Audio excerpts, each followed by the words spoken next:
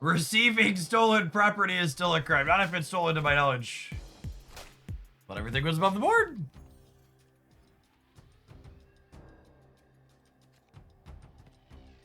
I mean, Cerebro 4 with Kang just sounds awful, yeah?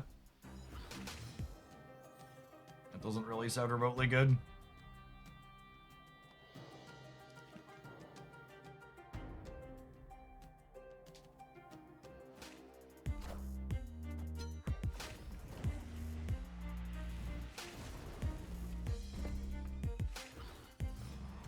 Alright, so we Shuri into Fallen One.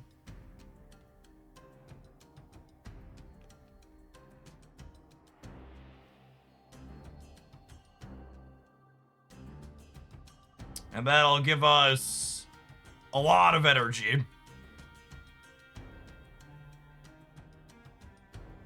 Hopefully we can find old Jimmy Boy here before the game is over. If not, Sunspot is here to soak up some of it.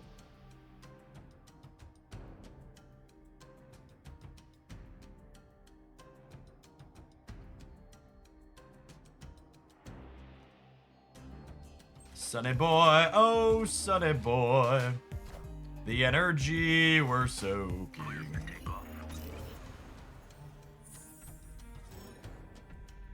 Oh! And they gave me an extra energy? So Mr. Hammond can be played this turn too? It's like Christmas. What a pitch perfect first game. Lovely, lovely, lovely.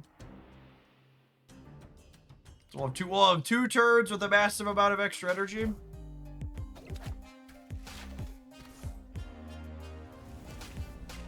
I don't know if we're gonna have enough points to keep up with them still, because like their deck makes a really big linear number. So I'm curious to see how this ends up going. If we keep up here, this deck has a lot of potential. So Fallen One sets our energy to 10. So we're plus 5. So Jim Hammond's gonna end up being a 12. Sorry, he's gonna end up being an extra big thing. So there's this one too. I forgot about that. So then, do I need to full soak? I don't think I do, right?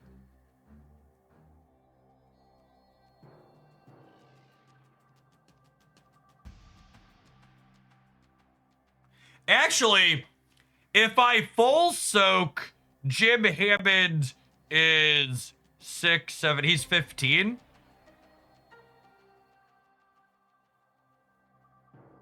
I could symbiote Spider-Man and then merge it with She-Hulk. That really gives her that play. I'm just gonna put more points into Sunspot here.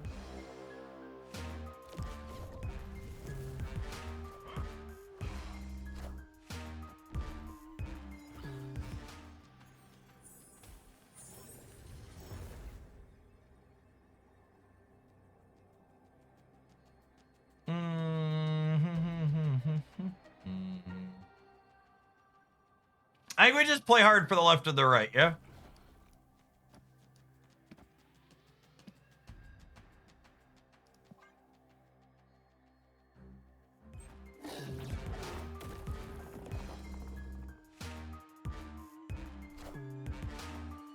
We just hope that they're living tribunaling.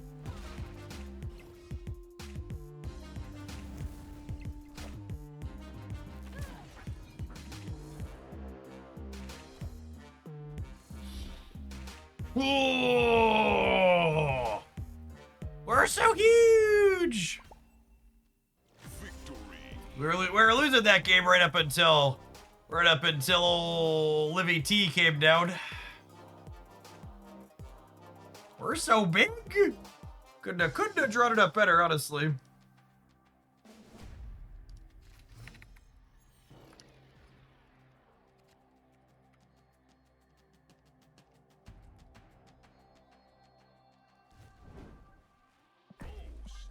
Mr. Hammond down here, are they about to sweat me?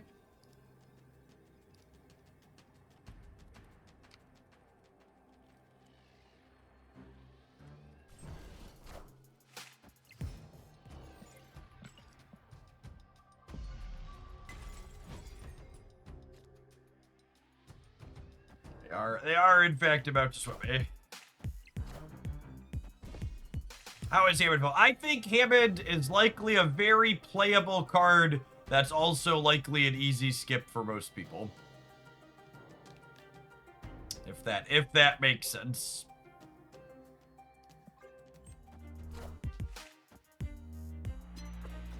I think he does exactly what he says on the sticker. And that's fine. But it's also not anything particularly crazy.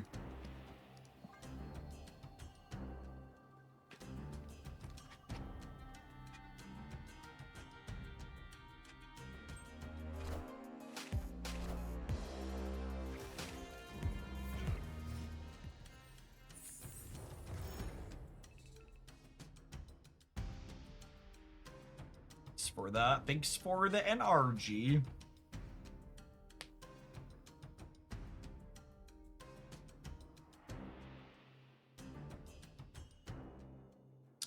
I think I just play Red Hulk here.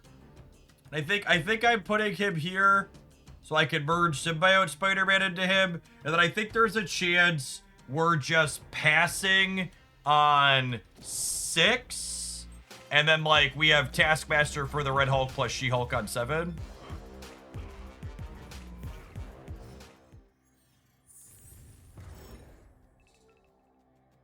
So I explicitly don't want to play anything. So I want to charge this up, and I want this to be my last played card for Taskmaster.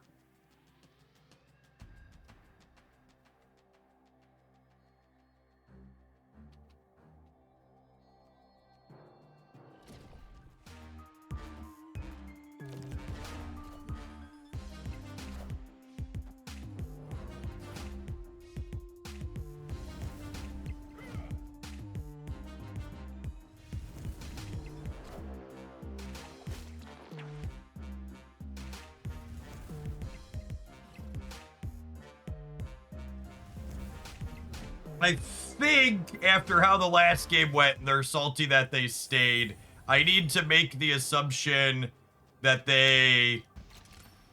I think I need to operate under the assumption that they're not going to Living Tribunal, meaning I need to play for all 3.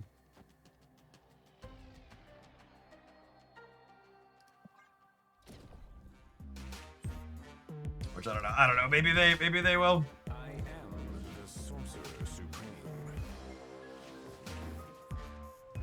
We'll see. They're pretty big this time around, but they only played 1 card. Yeah.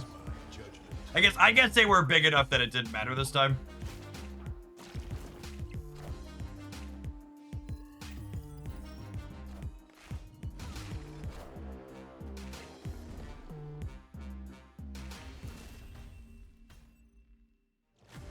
I would bet on average I would bet on average this matchup is bad for us. I wouldn't be surprised if this person sweating ends up running us down to the wire.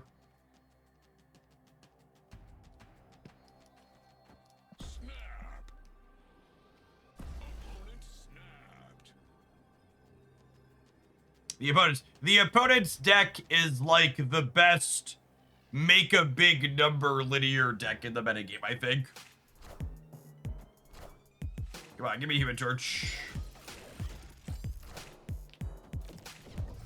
Less good for me.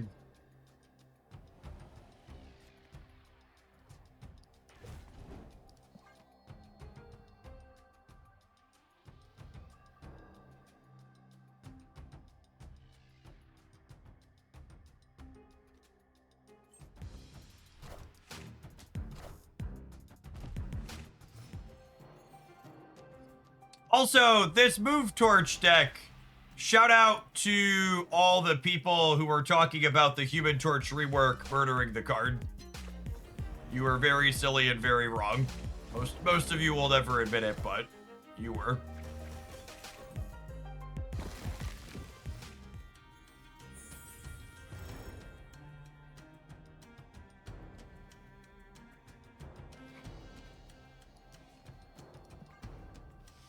They get Darkhawk decks to play. I like the Terrax Tempo Darkhawk builds.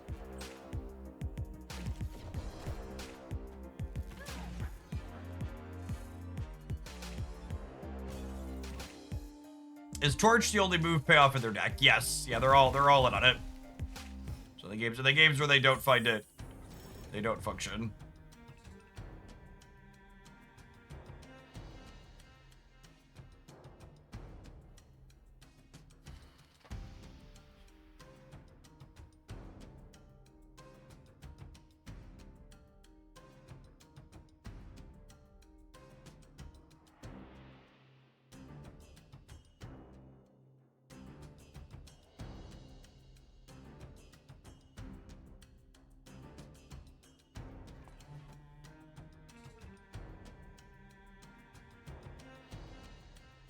Yeah, we could double up Shuri.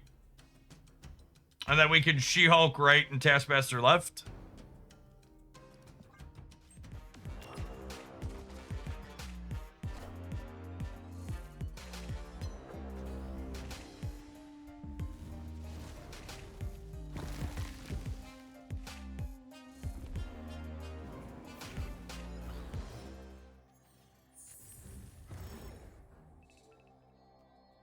You want to do it on the Red Hulk? Yeah, is that better? I guess that's probably better.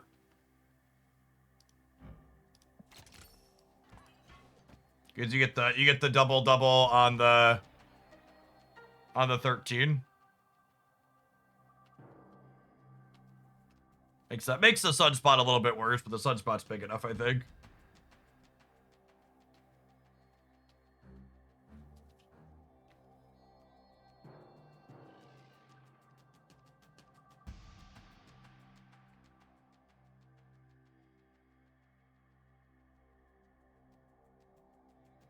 All right, did you draw your Human Torch, or is that your bottom 3, gamer? That's a limiting factor. The opponent's deck is making a bigger linear number than us when their deck is online, but when they don't have Human Torch, their deck doesn't function. So they need to do that 5 games in a row. Our deck has a little bit smaller top power output range, but our deck is way more consistent at putting our combo together than theirs is. Getting Human Torch this turn would be enough for them, I would wager. Yeah, that's a Hercules, so I think they're probably dead. Yeah, they have no backup plan.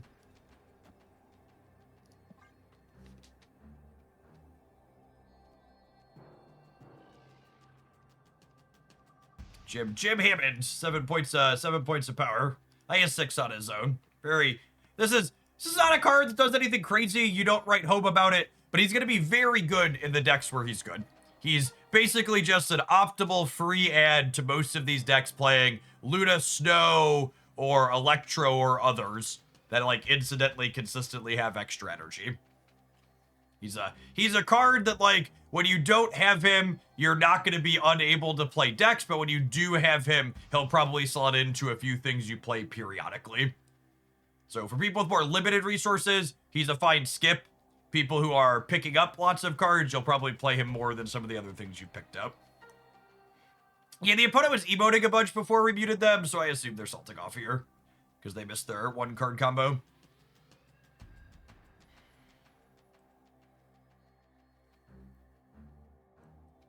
On the ladder, they just get to leave when they brick, but here in Conquest, especially when you give up 8 in the game, you just gotta do what you gotta do.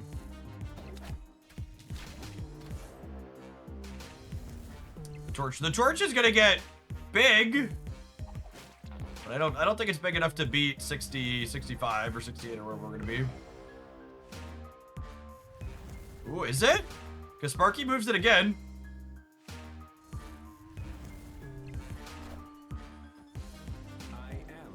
Oh man, that's close.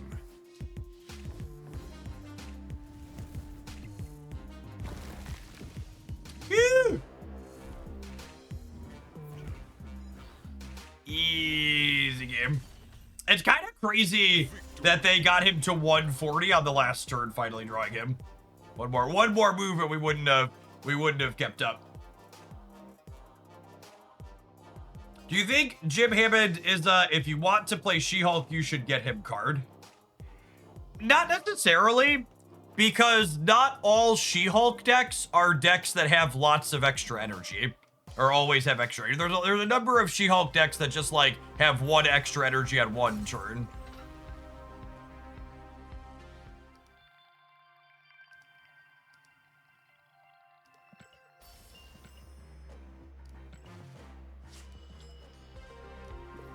Jim Hammond is more of a... There's a good chance he's optimal in like Luda Snow decks moving forward. I think would be a card if you're like, Jeff, what's a card where you expect to see Jim Hammond a lot is? I think Luda Snow's the answer.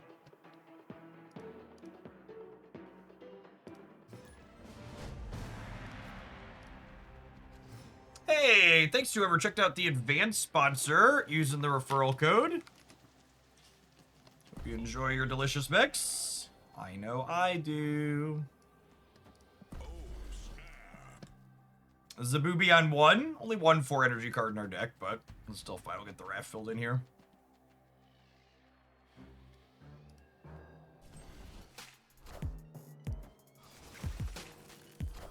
It's really rude. She already isn't getting discounted by Zabu. And now you've made her cost 5? Poor girl. Poor girl.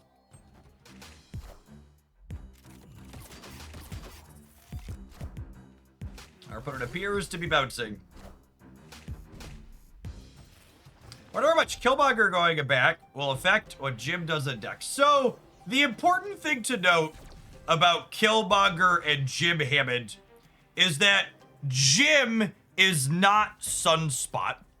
When your Jim gets murdered by a tech card, you're sad because, like, they broke your thing, sure. But it's not like you put a bunch of resources into Jim.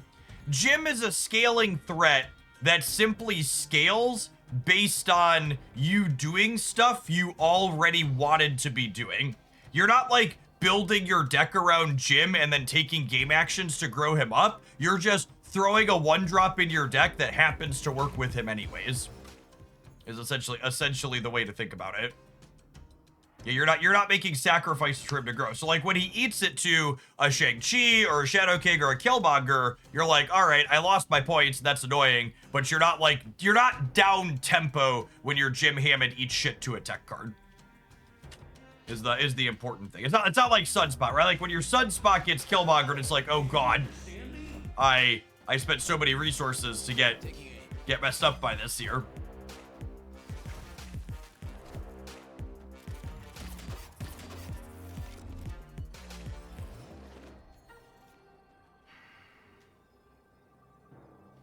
So they have a passive +4 on the left, 3 from Hawkeye and 1 from Angela. So I assume we're dead here.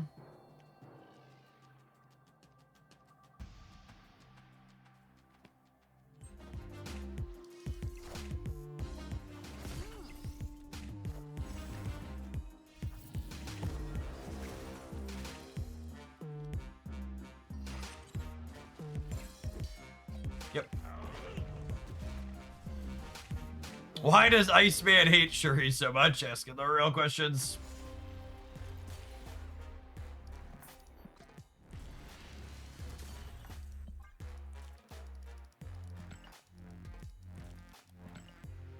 Yeah, I probably have enough gold tickets so we can burn through them. Yeah, open all my boxes looking for variants. Maybe we're flush with gold tickets.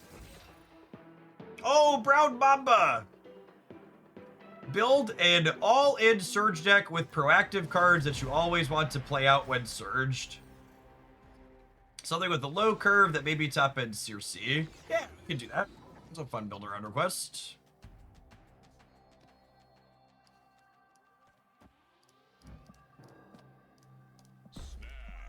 Can Taskmaster go back to a 5 energy card yet?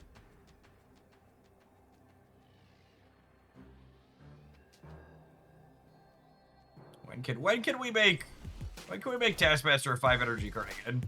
That's the real upside to Human Torch. To Human Torch being a 3-drop. Taskmaster. Taskmaster should absolutely be a 5 again.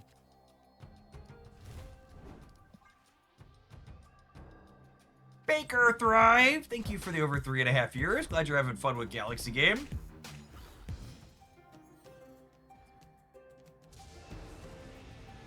That's annoying.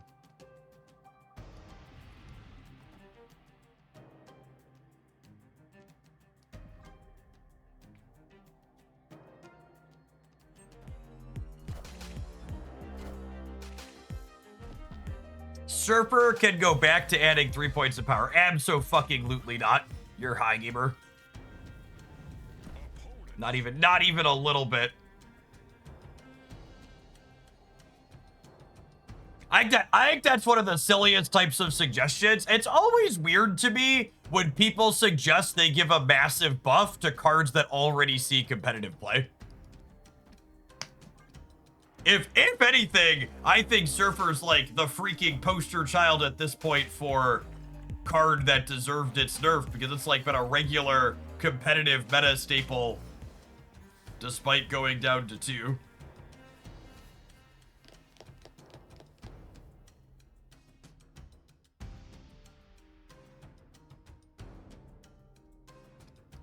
We dead again? Feeling dead again.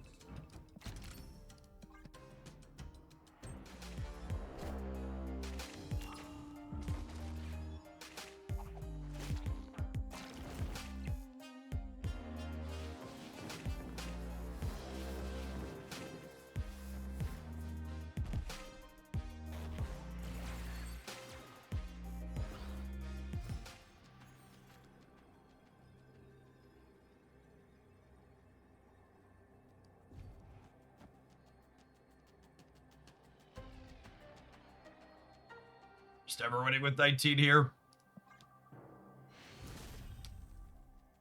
Victory. Our opponent appears to be unable to block warriors. Oh my god, do you think they're scared of Galactus? I guess in theory we had a 24 power Galactus in the center, yeah?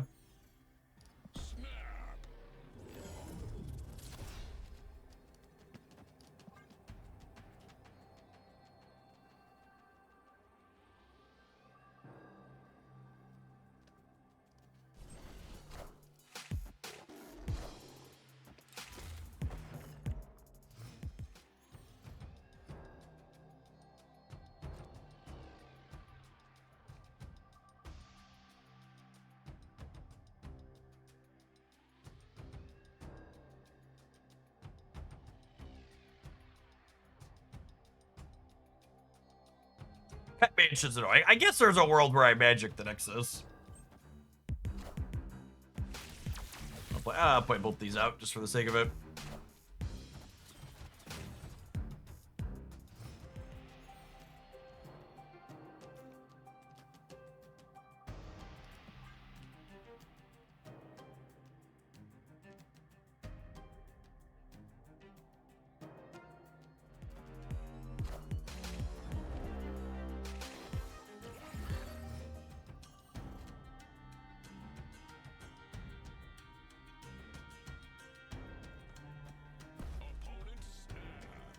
Okay, so it's just like Symbiote Spider-Man into Shuri into Giganto on the Nexus, yeah?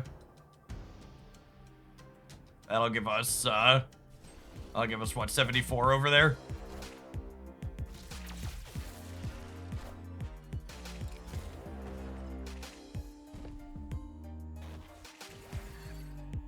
This Havoc's about to grow to an adorable size.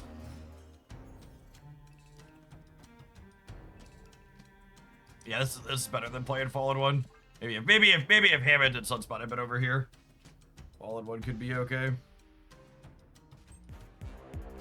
Easy Juggernaut. The opponent's archetype does sometimes play Juggernaut, unironically.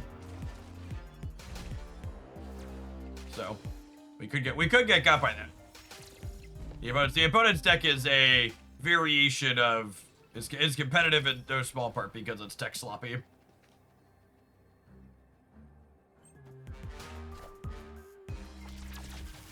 So here's the thing. Your thing is really little, and my Giganto is really big.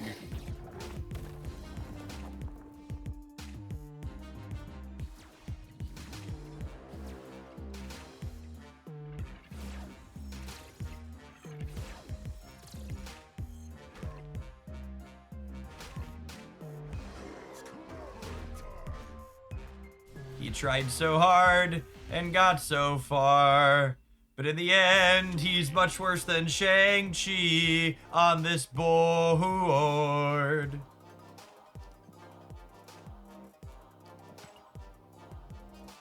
Okay, I would like to file a grievance with Second Dinner. So the first time Thing First Steps tried to trigger there, he had no target. And then the second time, when he grew, he tried to kill something again. Why does Spider-Man 2099 only get to try and kill something one time? Did you... Fun fact, he's unplayable, so a lot of people don't know this. But if you move Spider-Man 2099 and there's nothing for him to blow up, and then you move him again, he won't try and kill something the second time.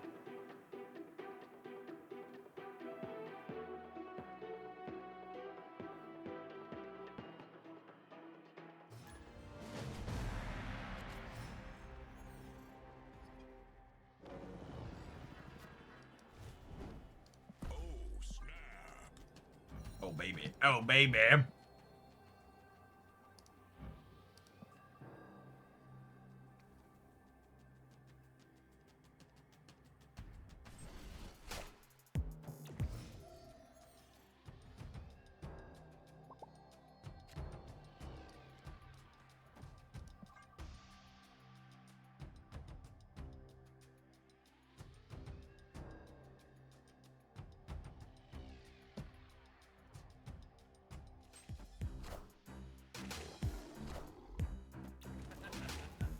Extra cards for little old me?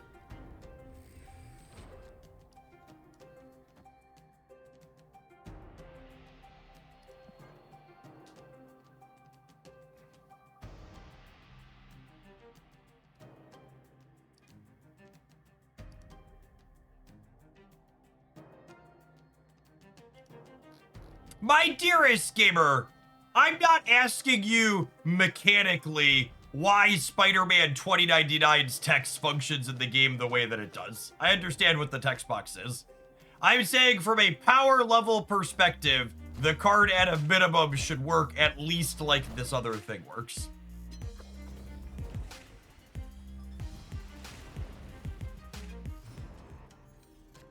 In other words, stop it. Get some help. This is bigger than Shuri, yeah?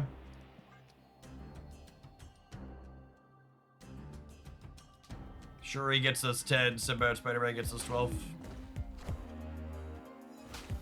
Clear for takeoff.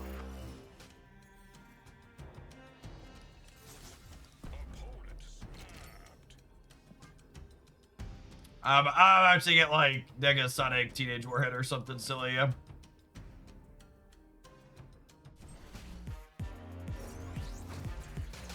Is this deck good that you're playing, Jeff? I have no idea.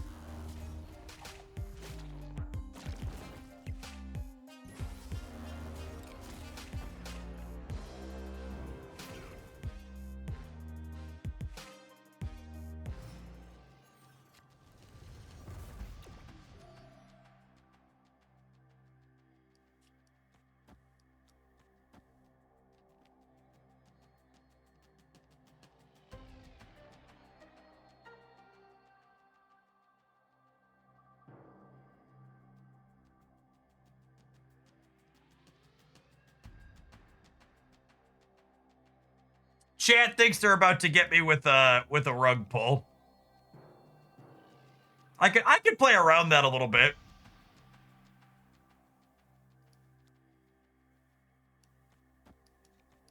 What if we do this to play around the rug pull a little bit? I don't hate it.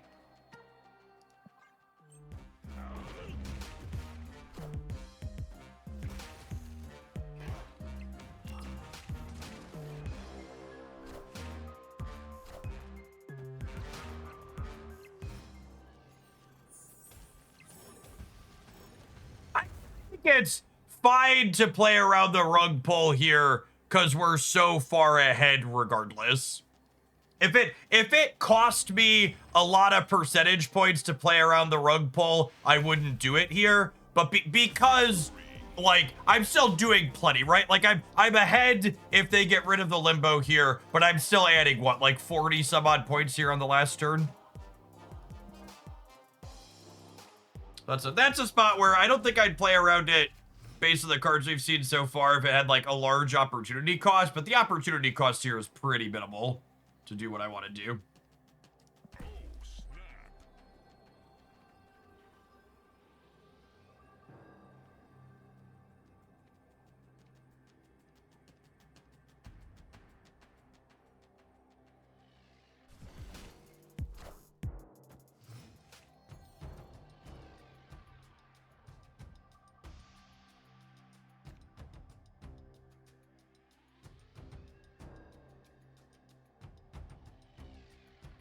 Asteroid M's actually deeply annoying for us.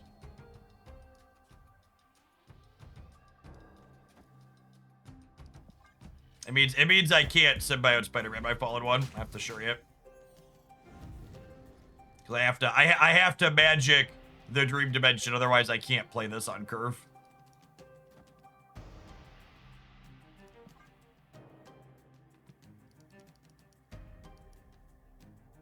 It's Jim Hammond, but anything special? He seems like a very lackluster card from reading. Jim Hammond is an almost perfectly balanced Marvel Snap card, which means most people are gonna completely ignore the fact it exists. Or even go so far as to say it's bad. Weird. Why would you give me the Maximus too here? That doesn't make sense.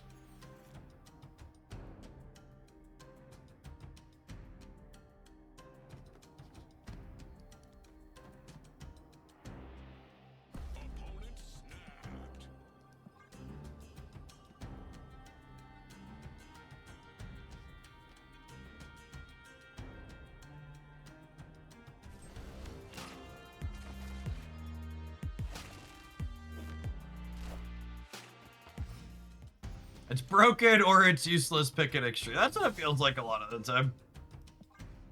Not a lot of middle ground. Yeah.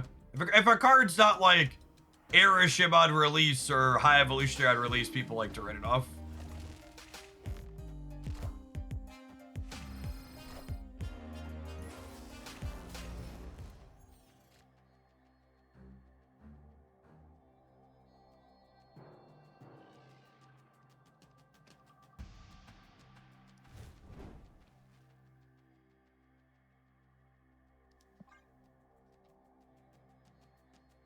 I want to soak a bunch of energy into Sunspox. I think I need to play for the center.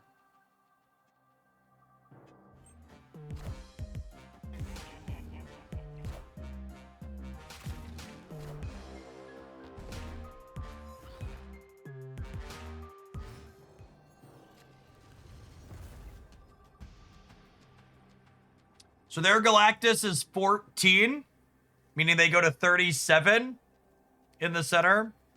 And if I play She-Hulk in the center, I gain 22 there, going to 38.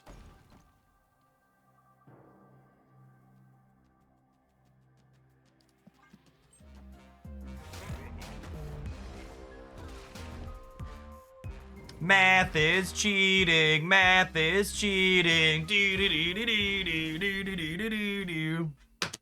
Victory. Counting in my superhero card game.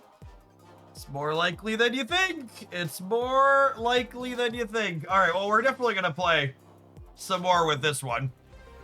You take a brief pause for the cause to let some adverts roll. We're gonna play some more with this when we get back. Then we got a couple other viewer submissions in the tank here. Appreciate the support from folks that have sent those in today, and everybody who's hanging out this morning. Don't go anywhere. If you're watching this on the YouTube platform right now, consider tapping the like button. Doesn't cost you anything. Helps the stuff that I'm making here every day reach some more people. I appreciate the folks that give that little bit of engagement. Speaking of viewer next submissions, Agamotto, Scratch, Merlin, and Jim could be a real deck. Okay. Yeah, I can see that. I don't hate that. We can play Marvel Boy and Clea as well. Enjoy our Killmonger free time. Did they win if they played left? I believe we were tied on the left. It would have been 17-17. Is there a playable Mad Thinker deck right now? Adding the right now quantifier to that statement comes with the untrue implication that at one point there was a playable Mad Thinker deck. At no point has Mad Thinker been playable, and I'm not sure he ever will be. Jim's, does that a low bar? Jim's a much better scaler than Mad Thinker. They even buffed him not long ago. Mad Thinker is a lot like Toxie Doxie, where it's kind of almost insulting just to give him a base point of power, because he's so bad, he really needs his scaling to scale harder. He should be a +3, absolutely.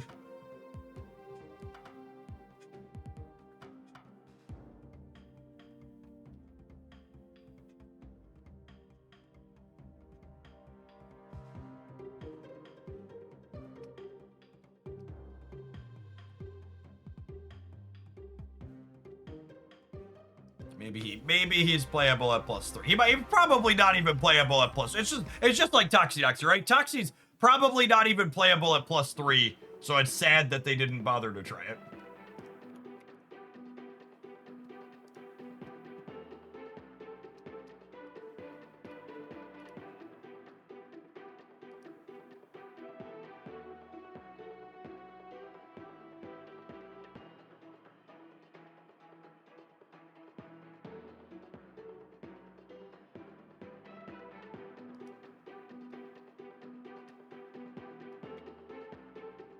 +3 Toxie seems very good. Maybe. She's really high variance is her problem. There are situations where she'd be very good. But having a card that you play that just like randomly jacks up your entire curve is like a really, really big downside.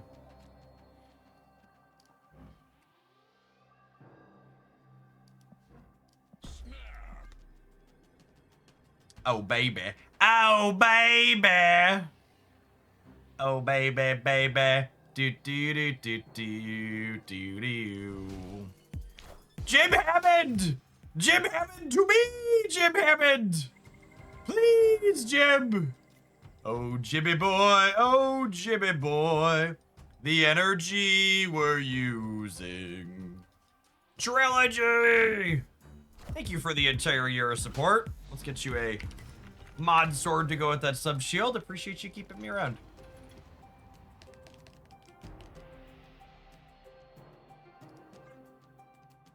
All right, so we're gonna have the power. Fire hair bullseye. And I'm listening.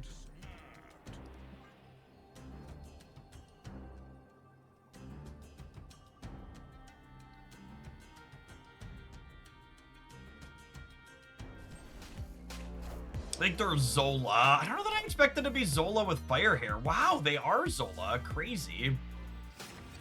Crazy.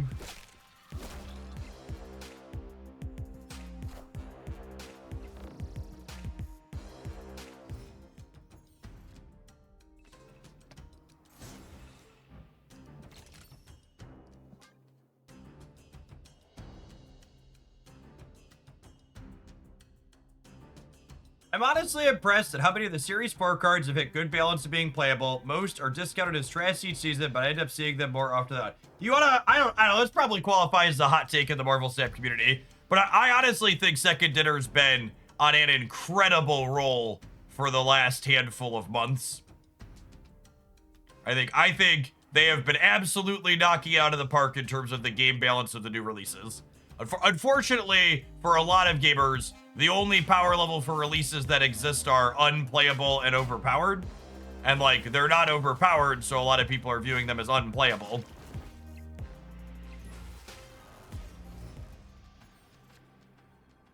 I think, unfortunately, we are cooked.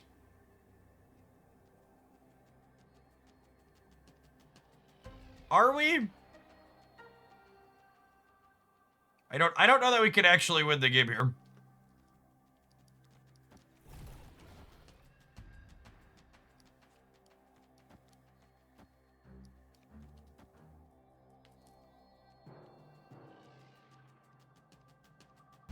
Maybe they don't have the Zola. I'm gonna stay and let them do their thing. We both get to do our thing. Oh wow. Okay, yeah, I guess that makes sense that they're gonna do the side one to get the throne room. Okay. Yeah.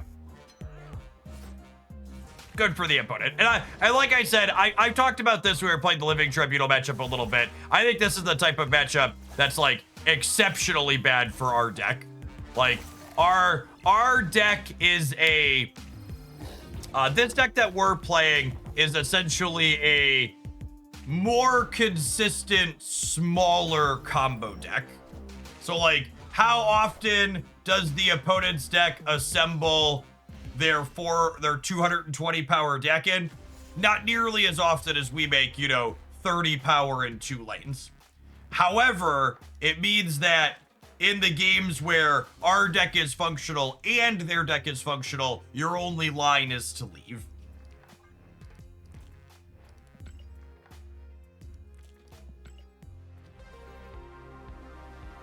Yeah, I think that's 100% it, B2I-ish. Part of the complaining about new releases being underpowered because they're not busted is because people are used to Magic the Gathering and Pokemon Pocket and other games that like regularly power creep. I can't tell you how many times I've responded to people in the last week since they nerfed the tech cards and now with the returning player rewards where people are like, oh, if I came back, I probably can't. I probably don't have anything to play. And it's just like, no, that's just not how Marvel Snap works. Marvel Snap is a really well-balanced game where like you could come back and play your same deck you were playing a year ago or maybe even 2 at this point, and it's still going to be fine and reasonable and you can get to infinite with it if you're playing it well and you understand what you're playing into. They don't just constantly obsolete things. Marty, thank you for the deck submission as well. That gives us 3 after this one. I think I'm going to close submissions up for the day so we don't take too many.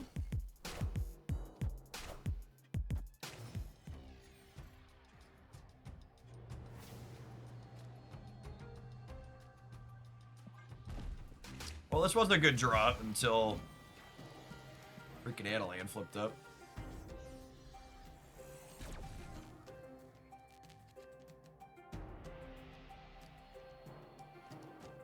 They're Agatha, by the way. They have an extra card out of their deck.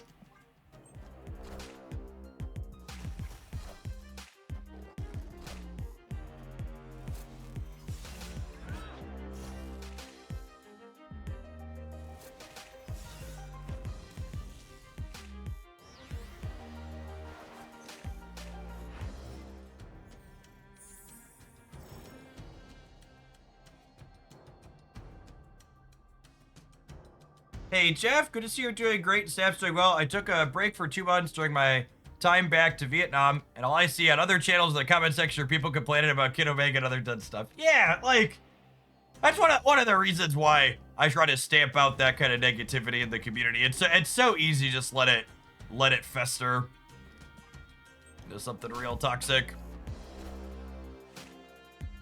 I actually haven't seen anybody mad about the contents of the returning player stuff.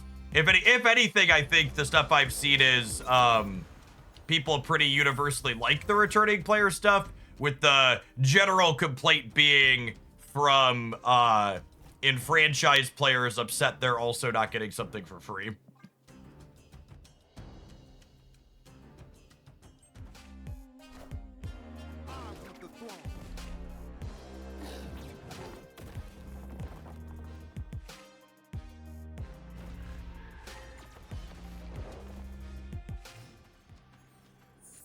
Regis's channel is filled with people. So Regis is the largest Marvel Snap content creator by a large margin at this point, which means he gets a lot of the Redditor types in his comments. Hello! GG, opponent.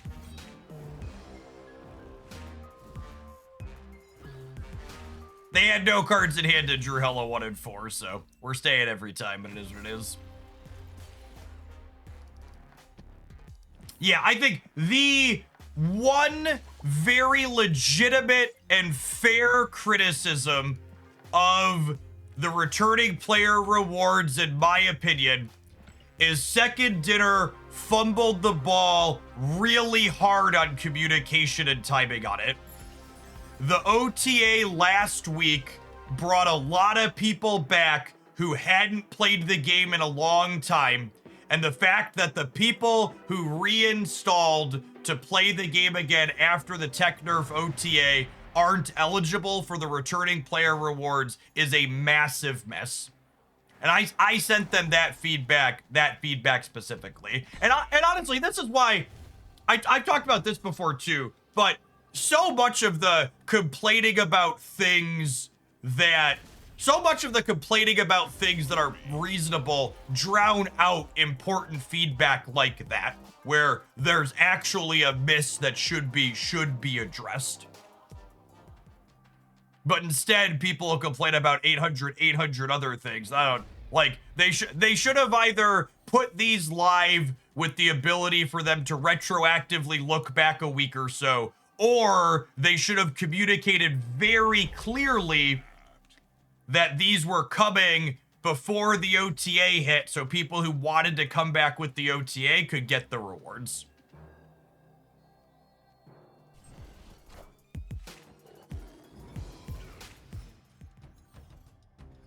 I think it was a communication issue more than that. I've watched Regis play, and he's not even competitive, and he plays mediocre snap at best. I wonder why he's the most popular. He's the most popular because your head is so far up your asshole when it comes to understanding card game and why people consume content that you think being competitive matters for having success.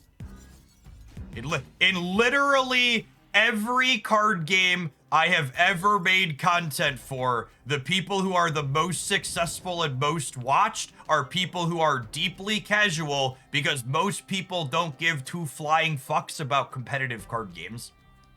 They play card games for fun, and they watch content to find new decks to play. And sure, to a degree they care about winning, but novel, interesting things is more important than that.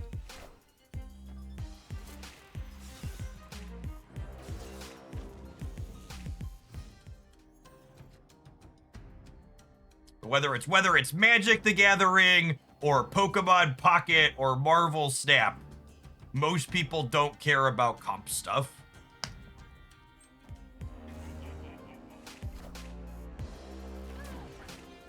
I'm coming for you. Minions to me. Yeah, not to mention the most competitive Marvel Snap streamers tend to be extra freaking unwatchable, because a lot of the most competitive Marvel Snap streamers, you constantly have their screens covered up. And it's an absolutely miserable viewer experience. It's atrocious. Wilder Eber, thank you for the 20 months. I just wanted to say thank you. Your streams are not only entertaining, but I also learned a lot from you about games, America, and even politics. As a German, I find that exciting, and I appreciate how you always make things interesting and engaging. Thanks for supporting me from across the pond. Sigil, thank you for the 17 months. Good morning, good morning.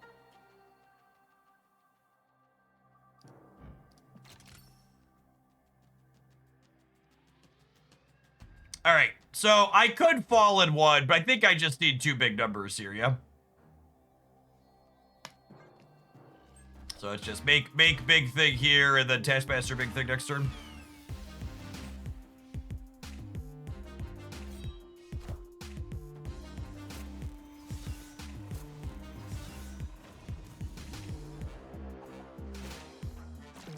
Yeah, that's true too. Regis's YouTube content is higher quality than most creators' YouTube content, because Regis isn't just reusing live streams for YouTube content, right? Like, people watching this on YouTube in the future have to deal with me answering questions and responding to things from chat instead of just talking about the game. And while some people enjoy that, I'm sure...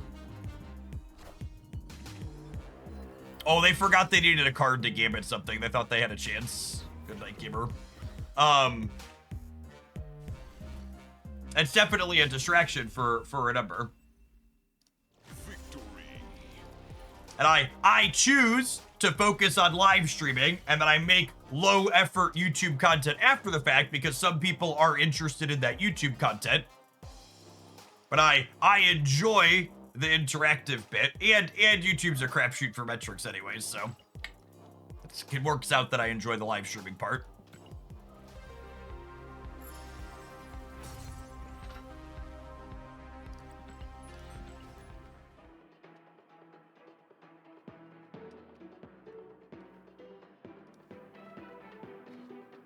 He likes us. I didn't say that I like you. I said I like talking with you. Those are different things.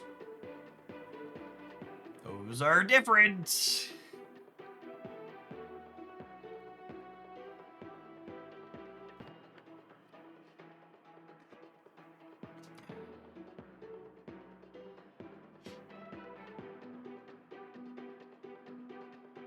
I missed Cozy's videos. I'm so happy for Cozy.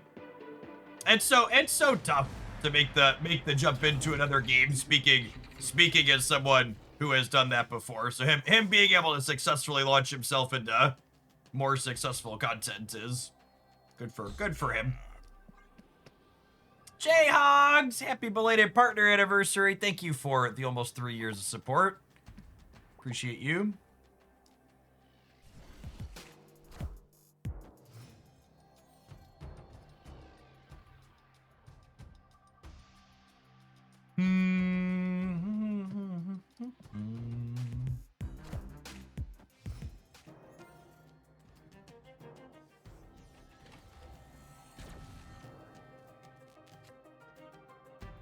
Oh, that's...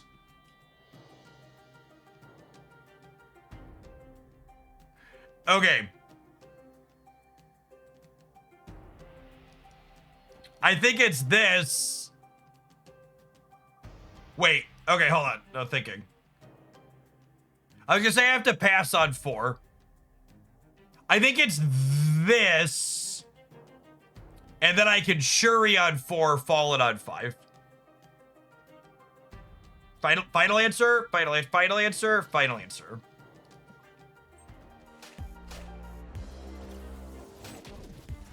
Yes, Cozy successfully transitioned over to making Marvel Rivals content.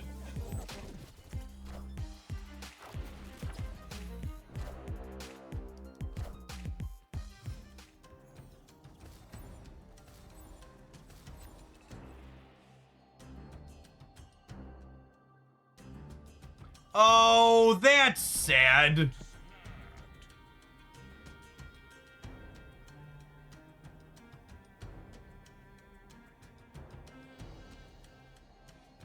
Yeah, not only do I not get copies on the bar, but I lost my energy. Because otherwise I would have been able to go Jim Hammond into this.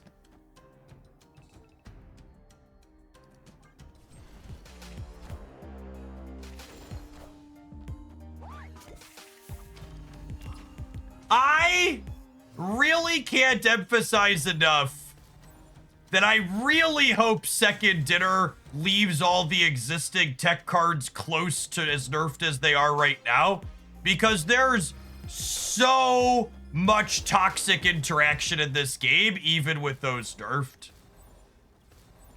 Like, it feels so wholly and fully unnecessary that, like, everything is as pushed as it is when there's so many options for breaking your opponent's stuff. That the oops all. This is a deck I covered in my best decks roundup last week after the tech cards were nerfed. There's still just variations of ways to break all your opponent's stuff. And unfortunately, we're one energy short here.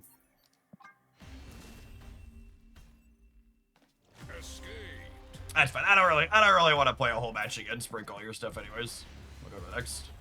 Beta Ray Bill Leveler. That was like, what a fucking chode. Forgot to mute before we retreated. Classic mistake. People playing that type of deck are way more likely to BM at the end.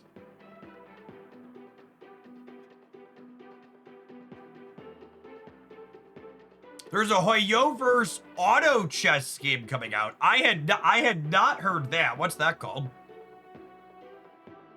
Is that, oh, someone asked me about a new game this morning when we were playing Genshin. I just assumed it was another RPG. Is it blue something?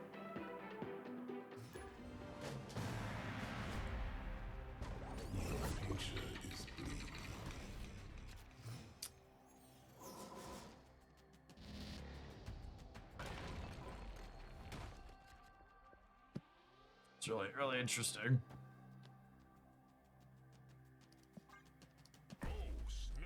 There are no tech cards in Bossing Say, something like that.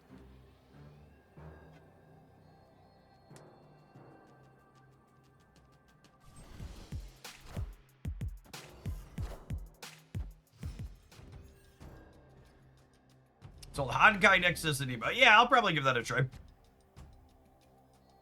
That sounds up my alley.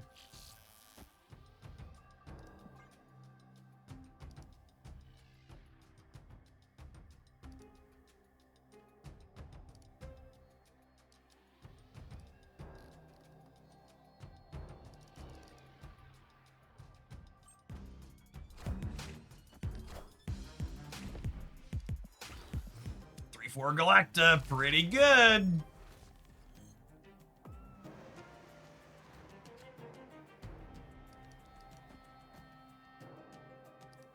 Would you like to murder my cat?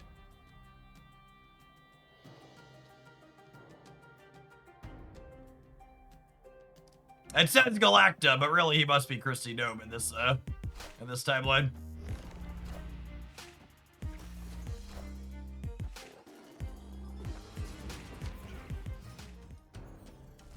Graham, thank you for the 75 bucks. Appreciate that. Welcome back.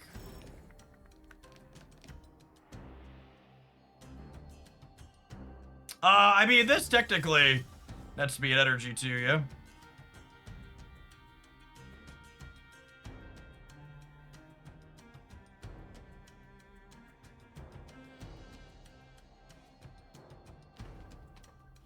I can also full pass here and go Red Hulk, She-Hulk.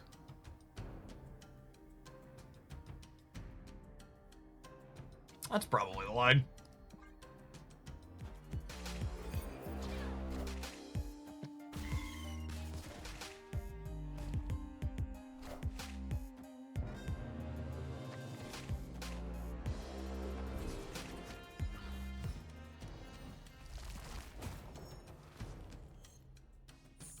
Wait, where's my copy of Magic?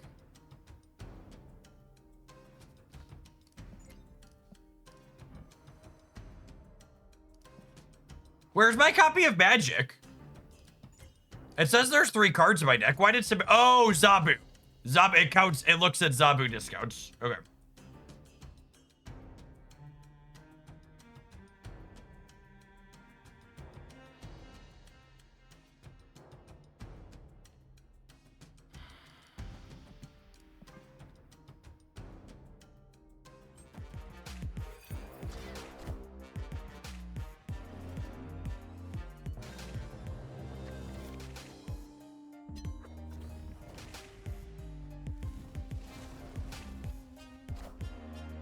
Do you think they were expecting that one?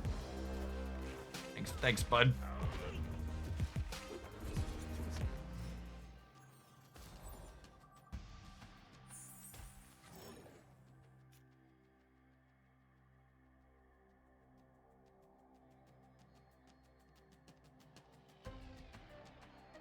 I don't think they can add points to the center.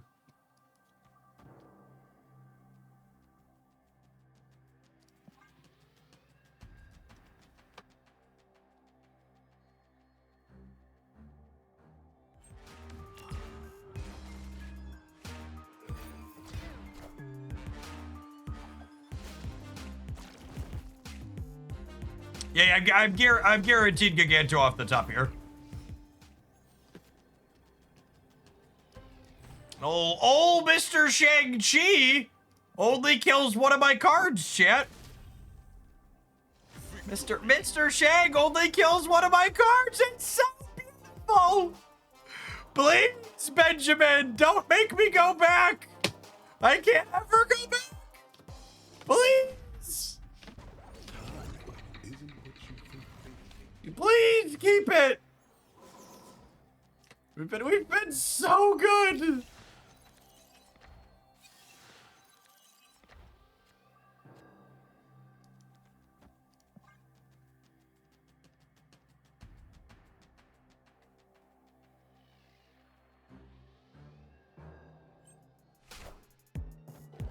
I want Killmonger to change back.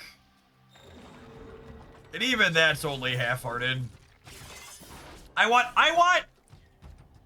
them to do a middle ground with Killmonger. I want Killmonger, like, to destroy cards at other locations. Or destroy all of them on your side. And Red Guardian probably needs a couple of points of power back. But genuinely all the rest of them should probably stay where they are. This game is markedly better with all of the rest of them where they are. That's it. That's the tweet.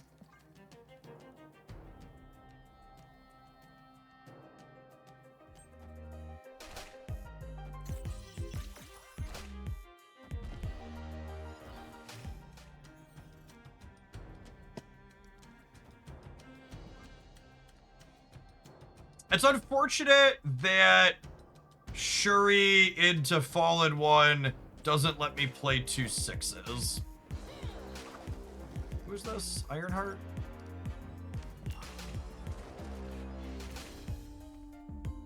Victory.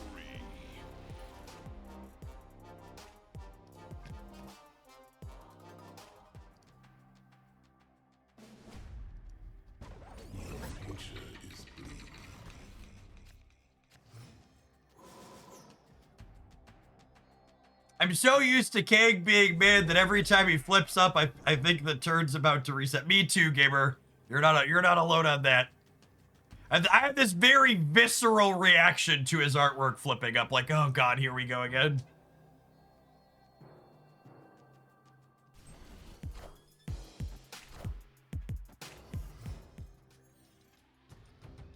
Definitely a little Kang jump scary him.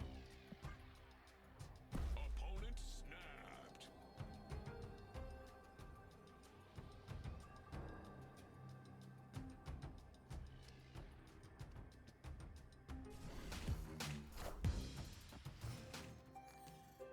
All right, it wasn't a Kang She snap. Kang Carter, sure.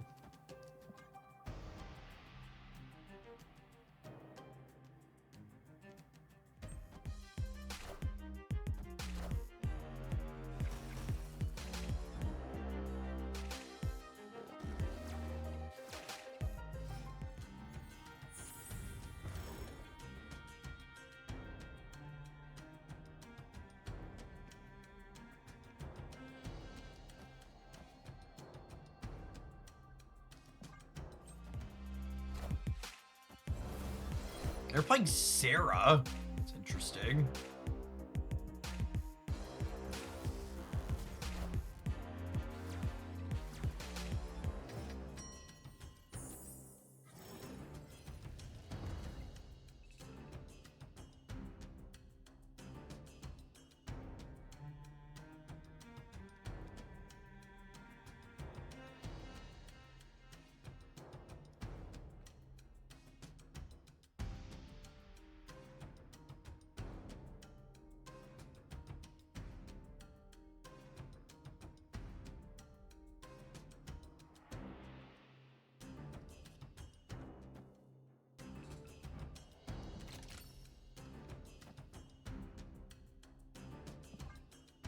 What do you think of this?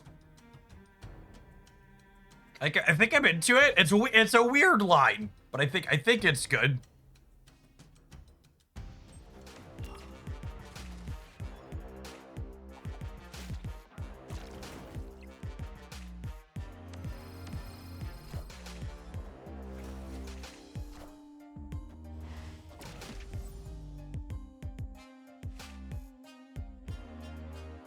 And then we hope Giganto pulls, and then we Taskmaster 24 on the left.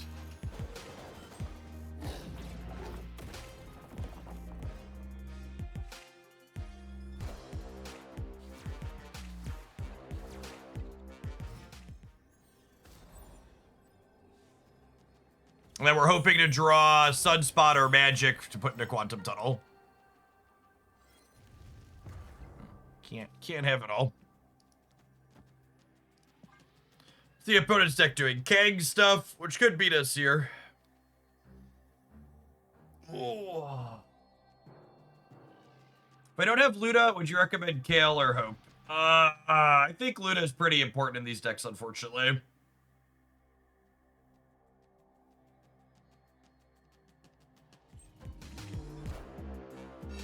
Minions to me.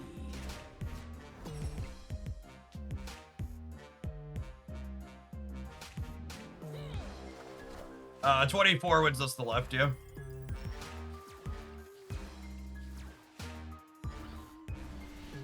What a weird pile of cards from the opponent. Victory.